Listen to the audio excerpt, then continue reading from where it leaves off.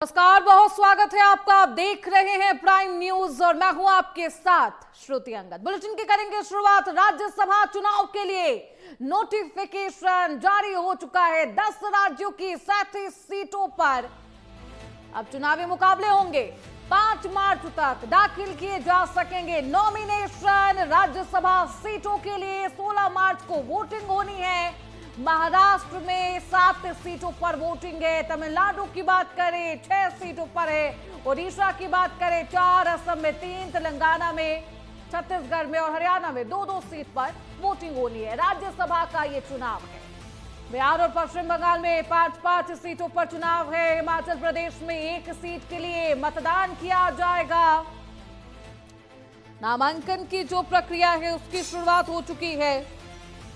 हालांकि राज्यसभा चुनाव से पहले ही सियासत अपने चरम पर। महाराष्ट्र, बंगाल, बिहार सहित देश के 10 राज्यों की 37 राज्यसभा सीटों पर 16 मार्च को होने वाले चुनाव के लिए गुरुवार से नामांकन की शुरुआत हो चुकी है, जो 5 मार्च तक चलेगा।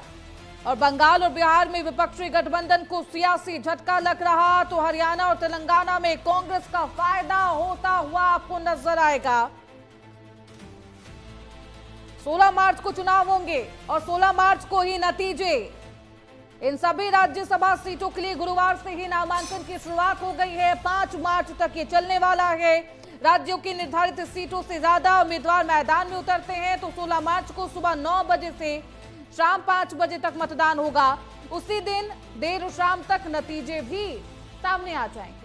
यानी कि जिस दिन वोटिंग है उसी दिन काउंटिंग है। 16 मार्च को नतीजे भी आपको देखने को मिलेंगे। 16 मार्च को राज्यसभा का चुनाव भी है। महाराष्ट्र में 7 राज्यसभा सीटें हैं। तमिलनाडु की बात करें 6 राज्यसभा सीटें हैं जिस पर यह चुनाव होना है।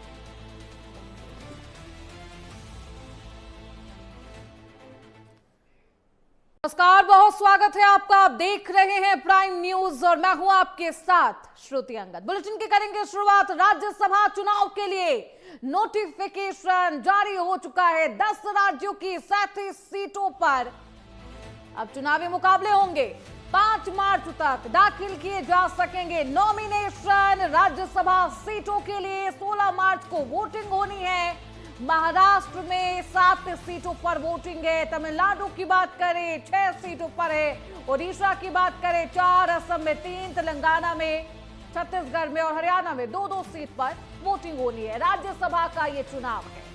बिहार और पश्चिम बंगाल में 5-5 सीटों पर चुनाव है। हिमाचल प्रदेश में 1 सीट के लिए मतदान किया जाएगा। नामांकन की जो प्रक्रिया है उसकी शुरुआत हो चुकी है।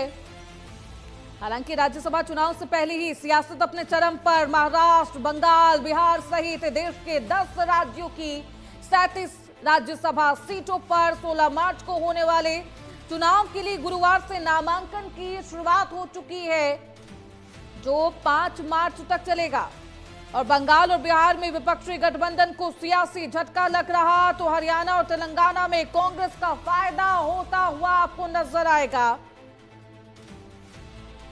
16 मार्च को चुनाव होंगे और 16 मार्च को ही नतीजे।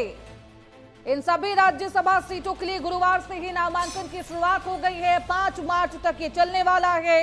राज्यों की निर्धारित सीटों से ज्यादा उम्मीदवार मैदान में उतरते हैं, तो 16 मार्च को सुबह 9 बजे से शाम 5 बजे तक मतदान होगा। उसी दिन देर शाम तक नतीजे भी सामने आ जाएंगे। यानी कि जिस दिन वोटिंग है उसी दिन काउंटिंग है। 16 मार्च को नतीजे भी आपको देखने को मिलेंगे। 16 मार्च को राज्यसभा का चुनाव भी है। महाराष्ट्र में 7 राज्यसभा सीटें हैं। तमिलनाडु की बात करें 6 राज्यसभा सीटें हैं जिस पर यह चुनाव होना है।